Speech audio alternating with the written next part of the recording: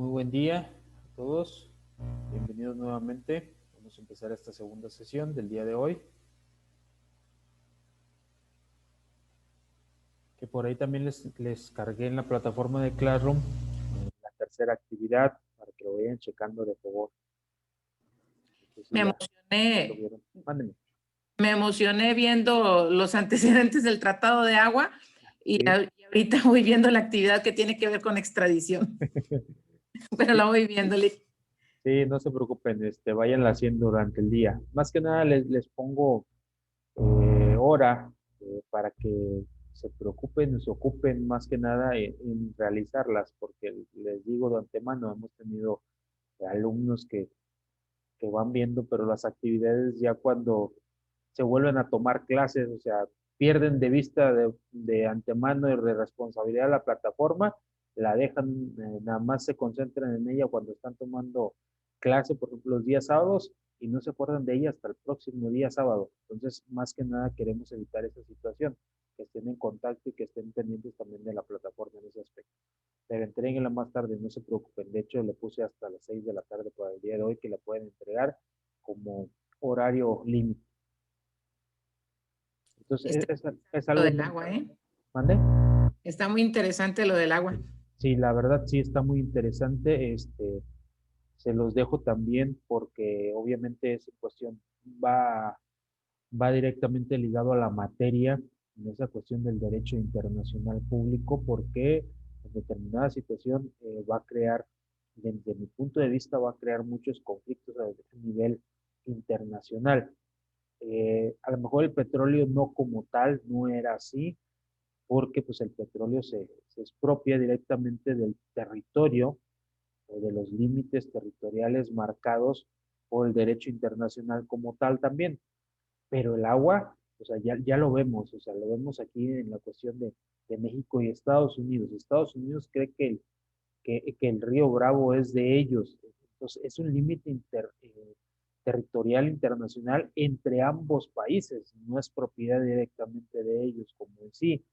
Entonces, en determinados momentos pues, ellos han hecho uso y disfrute del agua del río a expendas de que lo que nosotros tengamos también como posesión, pero sí se va a marcar par de aguas en ese sentido una vez que ya se determine que el agua entre a cotizar en bolsa y que se le otorgue un precio específico a nivel mundial.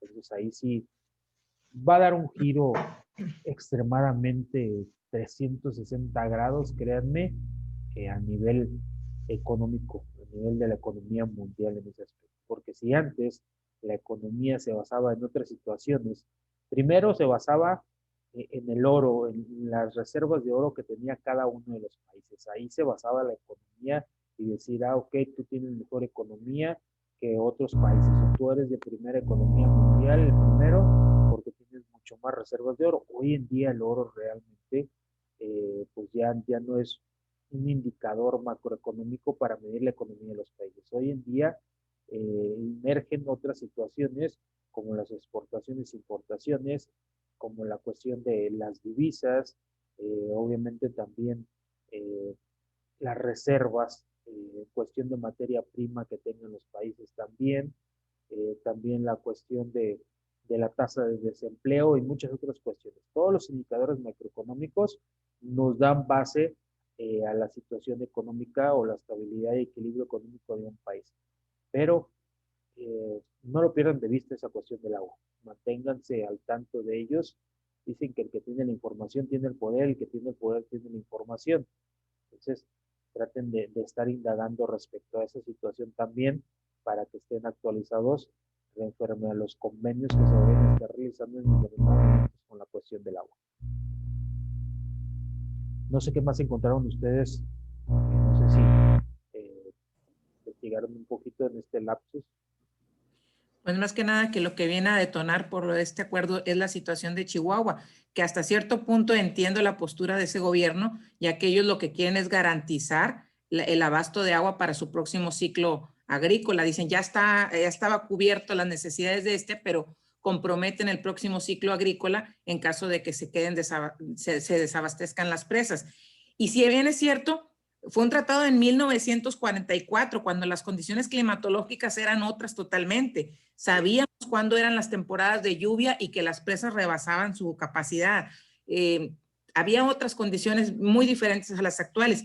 Y ahorita lo que dice el gobierno de Chihuahua es que, bueno, si se abastecen las presas con precipitaciones pluviales y este año no hubo, y las proyecciones de sequía son muy extremas consideradas para el estado de Chihuahua, pues ellos buscan garantizar su economía.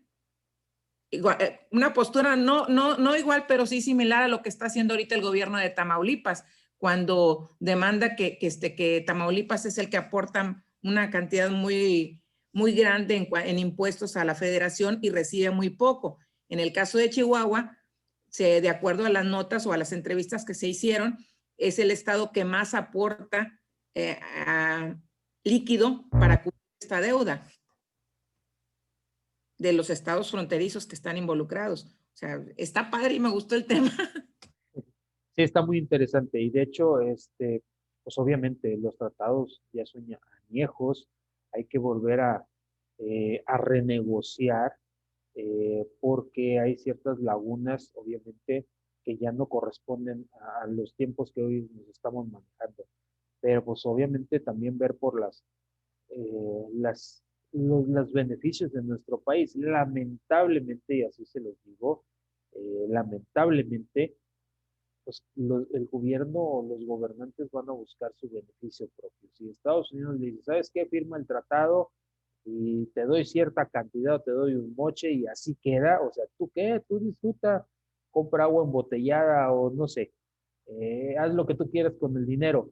Lo van a firmar, lamentablemente, pero ahí yo más que nada en acuerdo entre dos países directamente debería de integrarse un tipo de Congreso Mundial para que se pacten nuevos tratados, obviamente en cuestión al agua se refiere, obviamente en esa cuestión, que haya una asamblea que esté regida por órganos internacionales, obviamente también, y que me dé en esa situación de los tratados internacionales en cuestión del agua. Sabemos que en tratados comerciales, pues cada uno de los países se pinta solo, pero en esta cuestión en cuestión del agua sí van a surgir muchos conflictos respecto a esa situación.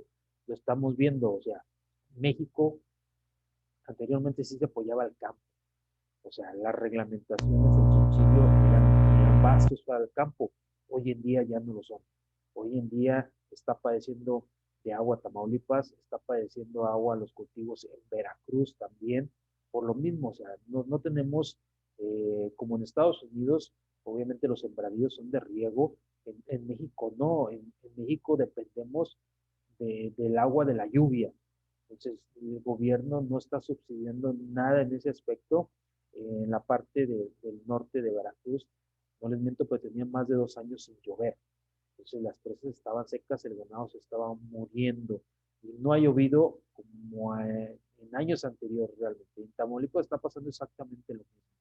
Entonces, ya hay que negociar esa parte. ¿Por qué? Porque nos tenemos que afrontar a lo que nos dé la naturaleza. A lo mejor eh, eh, pozos o algo, agua subterránea y no tanto ya lo que nos venga de la lluvia.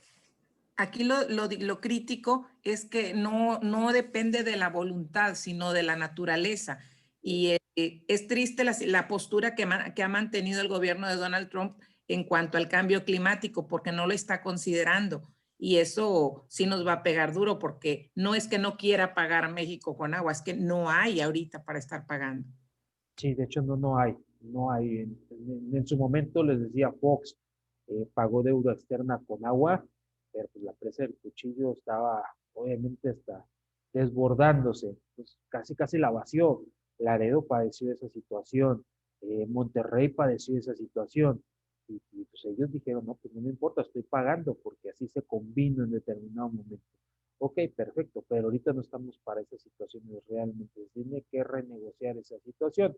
Pues no perdamos de vista las reglamentaciones y sabemos que la parte fronteriza de México, pues hay una escasez inmensa de agua porque pues, por los desiertos que tenemos en determinado momento. Yo creo de ahí nada más se salva la parte de California y Tijuana, pero pues otras sí van a padecer mucho. Son zonas muy áridas, muy secas, que si no llueve, pues realmente no va a servir, en este caso, para sembrar ni sorgo, ni otro tipo de situaciones, frutos que se puedan dar en determinado momento en esas zonas. Entonces sí hay que ver muy ampliamente, si en zonas interiores están padeciendo sequías, imagínense la frontera también en ese aspecto. Ok, no sé si tengan alguna otra, eh, algo que quieran más corroborar este tema, chicos, Oiga, complementar. Mándenme, Melissa. hace rato había comentado usted que el único que ha cubierto una deuda era Vicente Fox, Ajá. pero yo en la nota leí que en el 2015 también se cubrió parte de la deuda y en ¿Con ese es el quién sexenio de... específicamente? ¿Mandé? ¿Quién era el presidente en el Que si 2015? estamos hablando del 2015 estaba Enrique Peña Nieto, ¿no? Sí, bueno, que yo tenga entendido, no.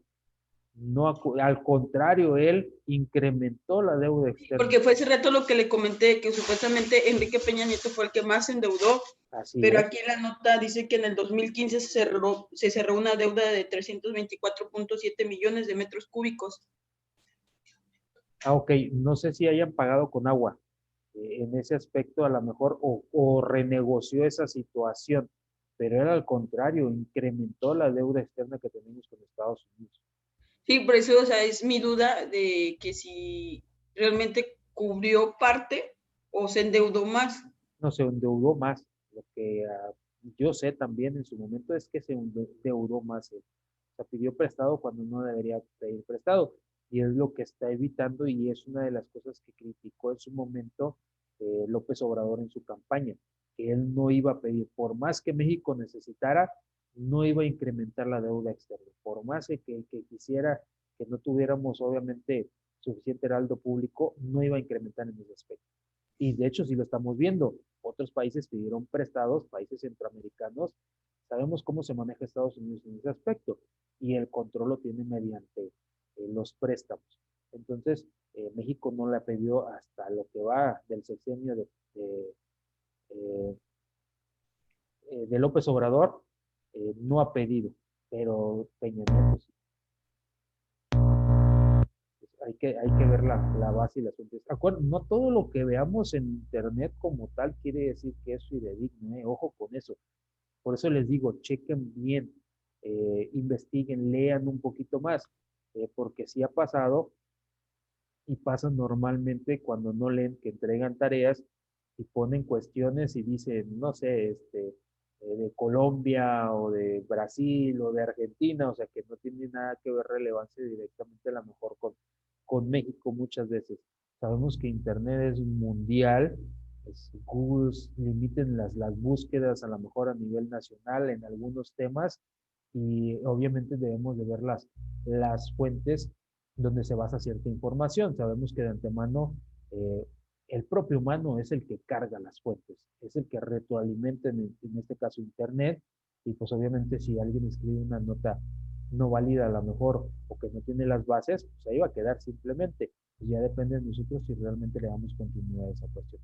Pero sí, directamente lo que dices, Melissa, no tengo entendido que haya pagado en cierta manera deuda externa con agua y que haya rebajado. Entonces, hasta ahorita el único, y de hecho se sigue remembrando esa cuestión, que el único que bajó deuda externa como tal fue Vicente Fox.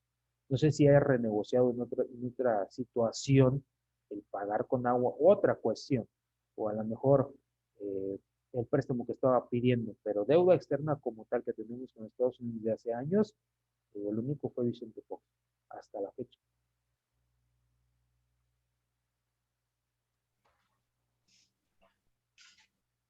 Ok, chicos, no sé si alguien tenga algún otro punto de vista o algo que hayan investigado respecto a esa situación.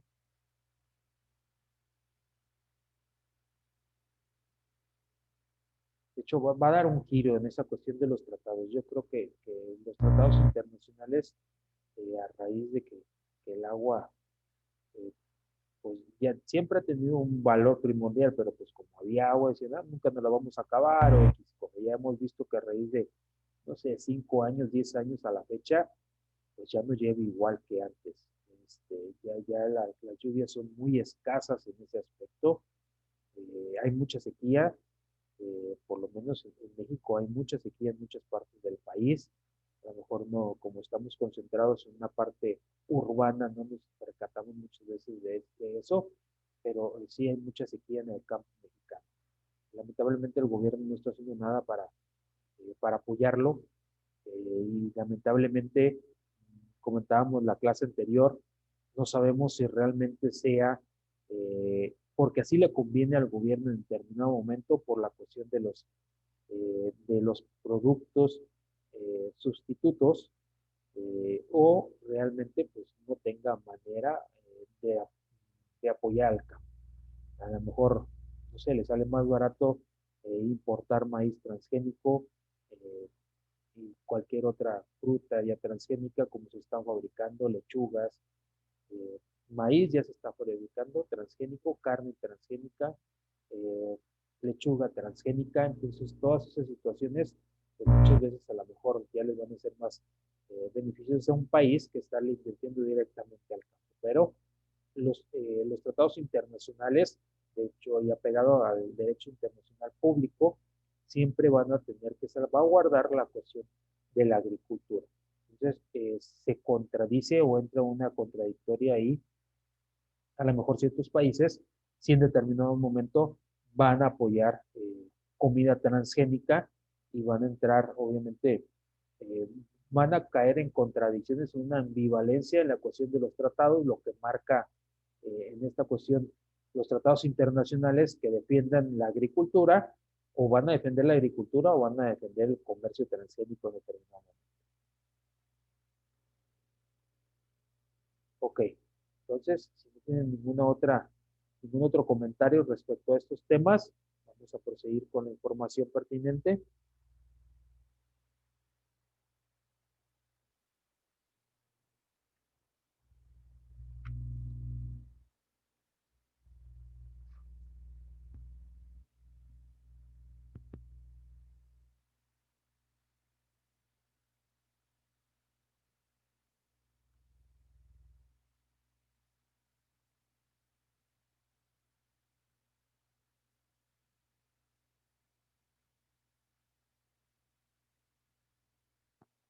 Ok, entonces estábamos viendo, obviamente, las fuentes del derecho, y uno era de los tratados internacionales. Nos dice, obviamente, ya vimos a qué se refieren los tratados internacionales, están regidos por el derecho internacional público.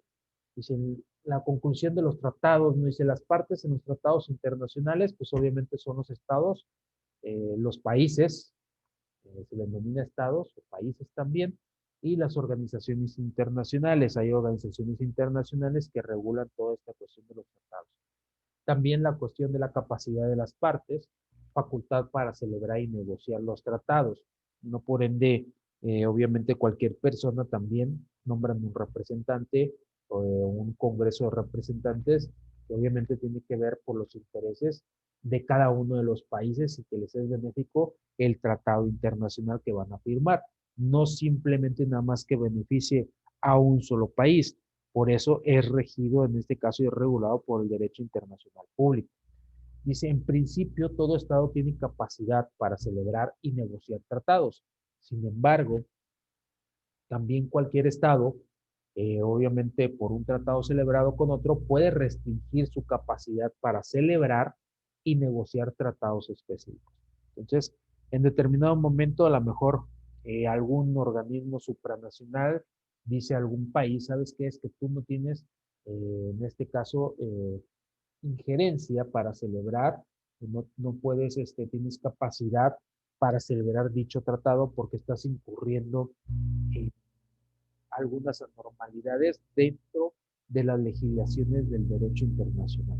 Entonces, sí hay organismos que pueden eh, restringir esa capacidad en algunos momentos también para que un país u otro país pues no celebren dichos tratados, o que algún tipo de tratado no entre en las relaciones reglamentadas por el derecho internacional o por los organismos internacionales que obviamente regulen dichos tratados también.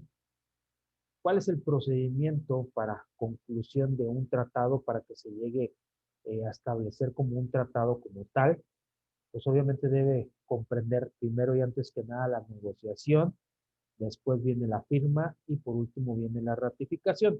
Aquí en la parte de negociación sabemos si de antemano como experiencia propia en México, pues teníamos, no se cerraba, no se firmaba el Tratado de Libre Comercio que acabamos en este año de actualizar, porque ya estaba desde antes, simplemente se actualizó y se volvió a firmar y a ratificar. No se terminaba la negociación, no llegaba la negociación a buen término por cuestiones de Donald Trump, que estaba especificando que pedía directamente Enrique Peña Nieto, y por obvias razones, pues tampoco no firmaba Canadá. Entonces, ya una vez que se cambió el poder en México, pues obviamente que llegó nuestro nuevo presidente, pues obviamente se nombró otra persona encargada de la negociación, pues se llegó a buenos términos, obviamente. De mi punto de vista, en los tratados, el tratado que tenemos con Estados Unidos, eh, le sirve más a Estados Unidos muchas veces que a nosotros. A lo mejor sí nos compran cierta, es nuestro principal socio comercial, pero ese tratado más que nada se pacta y se firma en base a términos que le benefician más a Estados Unidos en esa parte. Si no, Estados Unidos realmente no lo firmaría. Muchas veces pone ciertos aranceles a ciertos productos preferenciales para ellos, pero México, pues sabemos de antemano que productos o artículos que importamos de Estados Unidos tienen un precio más elevado, siguen teniendo un precio más elevado también como tal. ¿Por qué? Porque pues es más elevado el arancel, en determinado momento no lo venden más caro también. Entonces, debemos de hacer un análisis muy consciente en esa situación. Si estamos firmando tratados nada más para beneficiar a Estados Unidos, porque yo creo que ni Canadá en su momento se beneficia tanto, más que nada Estados Unidos, y realmente si es benéfico a nosotros como país. Entonces, este es el procedimiento, negociamos, firmamos y después se ratifica el tratado. Se va a ratificar, obviamente, ante los organismos internacionales. Y obviamente los tratados tienen que entrar o regular o cubrir ciertos requisitos a nivel internacional. Y era una de las cuestiones, el nuevo presidente ya electo de Estados Unidos, todavía no toma posesión, pero ya es electo, decía que el Tratado de Libre Comercio que se acababa de firmar no cumplía ciertas reglamentaciones, o sea, se estaban violando ciertos derechos internacionales, obviamente, pues a favor de nada más de ciertas partes. Salían beneficiados algunas empresas internacionales como tal y realmente no se cumplían con algunas reglamentaciones internacionales y que obviamente una vez que tomara posesión el nuevo presidente de Estados Unidos, iba a checar todas esas cuestiones, iba a verificar y ver bajo qué estatutos y bajo qué regímenes se había firmado ese tratado internacional de México y que obviamente no se beneficiara a ciertas personas nada más o ciertas empresas como tales. Y una de las cuestiones era la mano de obra mexicana, donde se debe de tener igualdad y equilibrio entre los tres países y por obvias razones pues sabemos que no. Estados Unidos pues obviamente sigue pagando, si no fuera negocio para ellos, sigue pagando muy bajo en cuestión la mano de obra mexicana, tanto en Estados Unidos como en México, con las empresas que tenemos aquí en México. Entonces no es equitativo y era una de las objeciones que ponía el nuevo presidente, que ahí se están violando los derechos, obviamente laborales e internacionales en esa cuestión.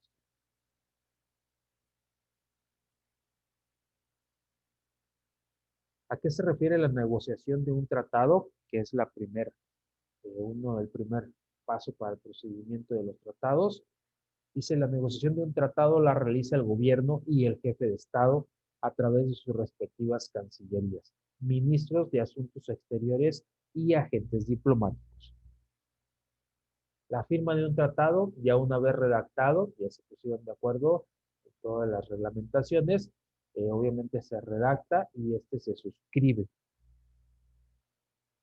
Y después, obviamente, como número 3, tenemos la ratificación de un tratado, que nos dice que es la aprobación de los resultados de la negociación. Es decir, que luego de negociado, y firmado el tratado a través del Poder Ejecutivo, este pasa a ser ratificado por los parlamentos o por los ciudadanos a través del referéndum para producir efectos internacionales. Dice, la ratificación debe ser comunicada a los estados interesados.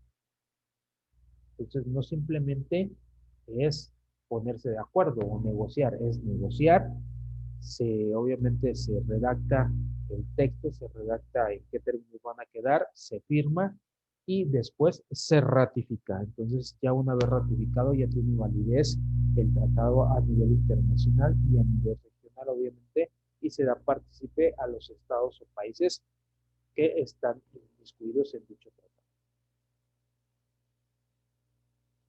Otra fuente del derecho tenemos que es la costumbre internacional. ¿A qué nos referimos como costumbre? Dice que nos resulta de una actitud tomada por un Estado en sus relaciones con otro Estado. Esta actitud está determinada por la convicción de actuar conforme a derecho y es aceptada con esa misma creencia por el Estado frente a quien se adopta. Recuerden que la costumbre también se utiliza en este caso dentro de la ley interna de cada uno de los países, o por lo menos en México sí se utiliza esa cuestión de la costumbre. Pues por eso muchas veces se hace, obviamente, una acentuación que la costumbre no es ley, pero pues se trata como cual en esa cuestión. Muchas veces pues sí sabemos que la costumbre no es ley, pero muchas veces creemos, en algún momento creemos que es ley, que es lo que pasa en los estados fronterizos, que es lo que pasa y se ve comúnmente en la cuestión de los automóviles, que obviamente traen placas de Estados Unidos. Pues simplemente se creó, se creó costumbre el andar así en esa cuestión de los estados fronterizos, pero no es una ley. No significa que los estados fronterizos tengan la libertad de andar con placas americanas en su momento. Por eso cuando entra la fiscal y empieza a hacer, obviamente, a recoger carros, empieza a hacer retenes, pues con todo el derecho sí los puede recoger. ¿Por qué? Porque están infringiendo las leyes mexicanas en su momento también. Es, eh, no porque las autoridades municipales no lo hagan, sabemos del tema, ¿no? Que los tránsitos, o sea, ya se les volvió costumbre que vean los carros así realmente, pero no es ley. Entonces, no porque los tránsitos o las autoridades municipales no recojan o les permitan no circular, pues, siguen circulando, no quiere decir que ya sea una ley que viviendo la frontera podemos traer carros fronterizos.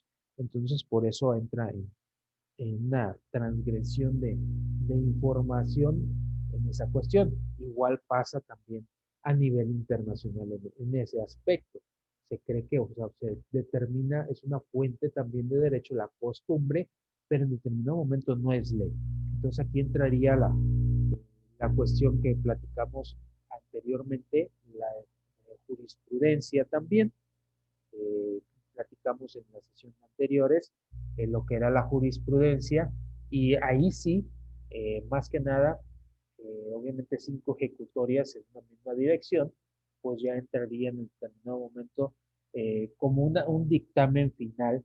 Pues recuerden que 5 ejecutorias por diferente tipo de autoridades ejercidas, en determinado momento pues ya se le considera como, no establecida como ley, pero sí para determinar algún tipo de penalización. 5 actos exactamente iguales, muy similares entre sí, que se hayan dictaminado por 5 jueces muy diferentes en esta cuestión, y también lo podemos identificar o asemejar a la cuestión de la costumbre internacional. Ok, no sé si hasta aquí tengan algún tipo de pregunta o comentario, chicos.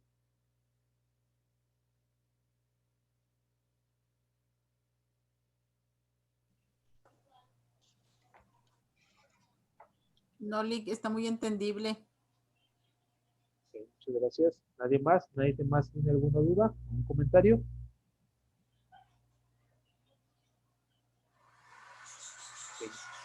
Por el momento no.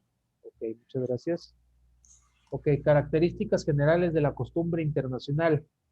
Primero, continuidad de aplicación en el tiempo. Dice que la costumbre es resultado de una práctica común que resulta de la repetición de ciertos actos concluyentes por parte de los estados. Esa es una de las características, que sea continua esa cuestión, o sea, que sea repetitivo. Otra de las características es la existencia de un elemento psicológico. Dice, la costumbre se presenta como una práctica obligatoria, es decir, una práctica que debe ser aceptada como constitutiva de derecho por corresponder a una necesidad jurídica. Dice, los sujetos de derecho deben creer en la necesidad de dicha práctica. Hoy en día, hoy en la actualidad, ¿qué caso en este? Hay un caso muy específico, lo podemos corroborar como costumbre internacional. ¿Qué caso lo podemos corroborar? Que muchos hasta creemos que puede ser que ya nos pueden multar por esa situación. Hay un caso específico a raíz de esta pandemia. No sé quién quiera opinar respecto a ese tema. Hay un caso específico que lo podemos considerar como costumbre internacional y se da en todos los países ahorita.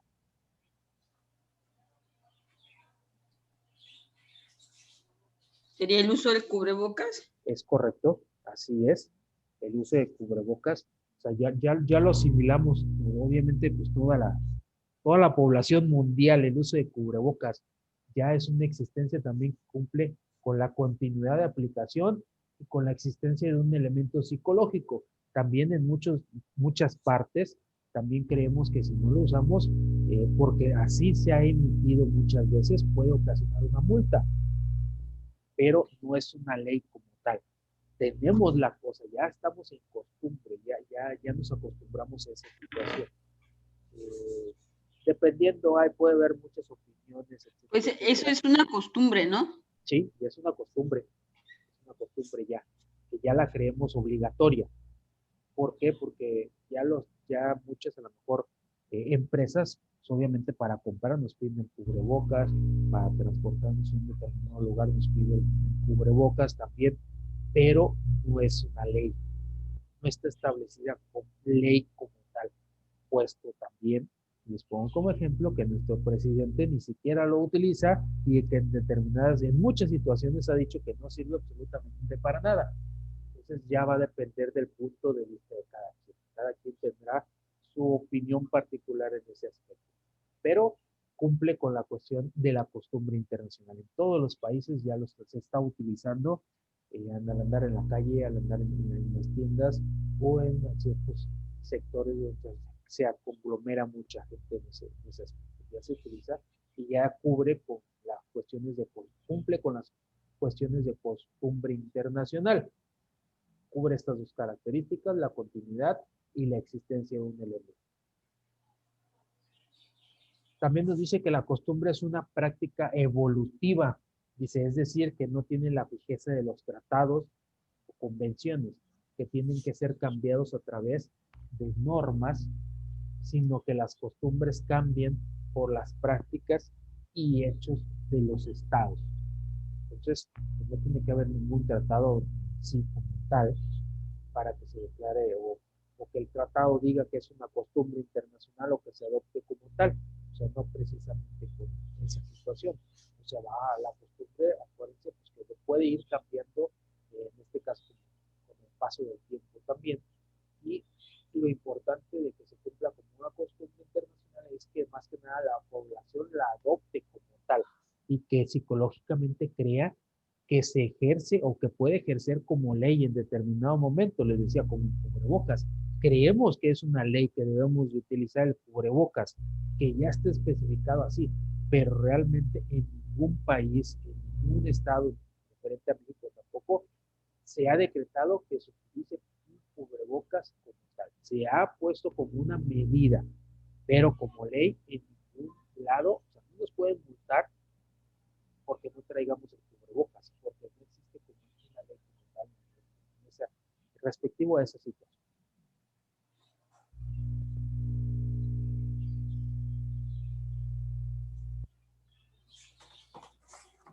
No sé si sea mi internet o qué, pero se escucha muy entrecortado el audio, compañeros. ¿A ustedes también o nada más a mí? Se está escuchando muy entrecortado, incluso ahorita no sé si el licenciado estaría hablando o no, pero no se dejó de escuchar. Sí, no se escucha. ¿Ahí me escuchan? ¿Sí me escuchan ahí? Ahorita sí, ya. ya. Ok, a lo mejor Sí, ya mejor. probablemente sea el internet. Ya saben que pues estamos a expensas de cuestiones técnicas. Ok, ¿tienen dudas en cuanto a esta segunda fuente en cuestión de la costumbre internacional?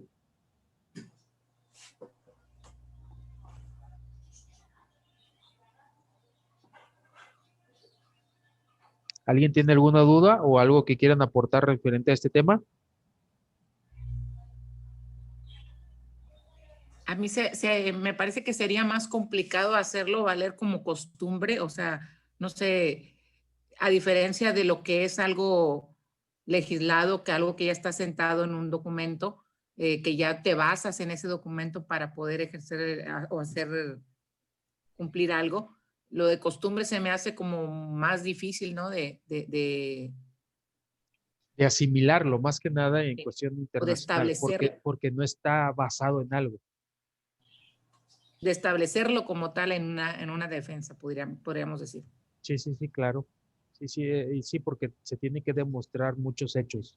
Acuérdense que el derecho es en base a hechos, no en base a otras cuestiones, es en base a hechos completamente. Entonces, sí es un poquito más complicado la cuestión de la costumbre, no tanto así la jurisprudencia, porque la jurisprudencia pues tiene hechos como tal. Entonces ahí sí es un poquito más factible de demostrar en determinada situación en un caso.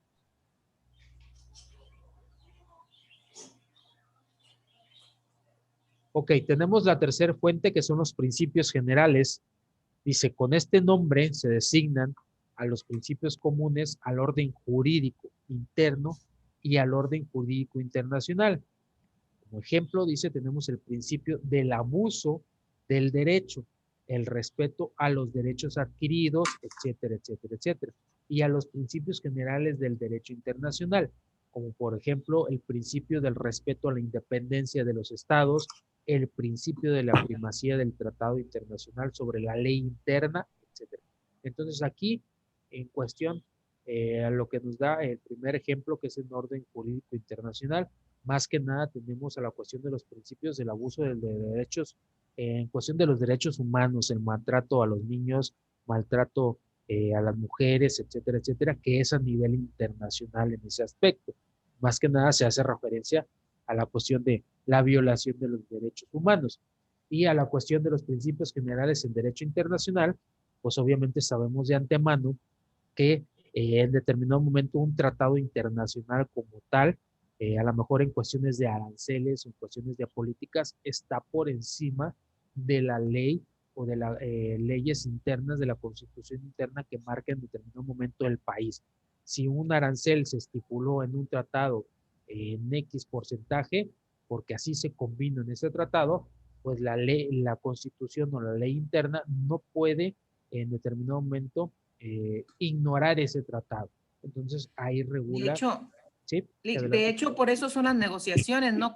Antes de firmarlo un país tiene que checar que no contravenga su legislación interna para poder aprobarlo o participar en ese tratado. No, eso es contravenga. Ya una vez firmado, ya se está comprometiendo incluso sobre su misma ley. Sí, claro. Y aunque contravengan, o sea, si ya se firmó, tienen que